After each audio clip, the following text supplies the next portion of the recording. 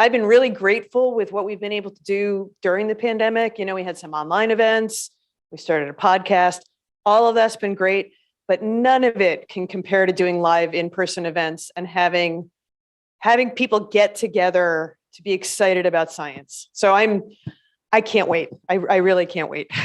Let's just cover what it's all about. What is the mission, the goal of the Maine Science Festival? I am so glad you asked me that. So after a million years, it feels like we have finally figured out the best way to describe this.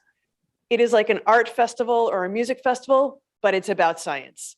And for us in particular, it's about science in Maine. Whom do you want to come to the festival? Who is your target audience that you're trying to attract? The whole world is who I want, who I really expect. We really legitimately are trying to have all ages.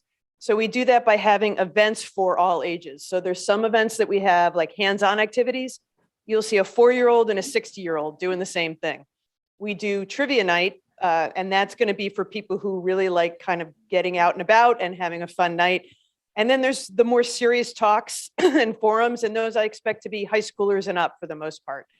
So we are trying to have something for everyone. One of the things that I know you try to do is reach out specifically to 7th and 8th graders all across Maine. What are you doing to bring them in? We curate a mini festival for these students, and we show them kind of what they're learning in school and how it applies for their future. And that is everything from the trades. So for example, Chinbro is going to be there with a whole crane setup, all the way through PhD and postdoc research. So we're going to have a session, just as an example, of Ask Me Anything About Engineering.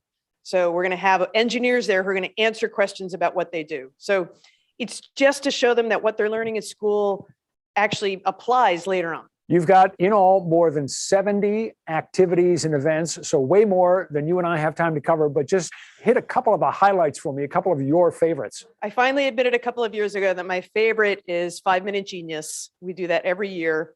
I make amazing researchers talk about their work in normal human language in 5 minutes or less. And we ring them off with a cowbell. So if they don't finish it in 5 minutes, they're out of luck. I like that high technology. Good use of high technology there. We're really crushing the high tech. Then we do 5 minutes of questions, and then we go to the next speaker. And I like it for a whole lot of reasons, not least of which is you get a wide array of all different kinds of science in little bite-sized packets. And you'll learn about it. And if as a friend of mine put it, if I don't know what they're talking about, it doesn't matter. I only have to last for that 5 minutes and I'll hear something else. You are the founder and director of the Maine Science Festival, but I at least kind of think of you as, and I mean this in the most complimentary way possible, the head cheerleader. You want to get people excited about science in Maine.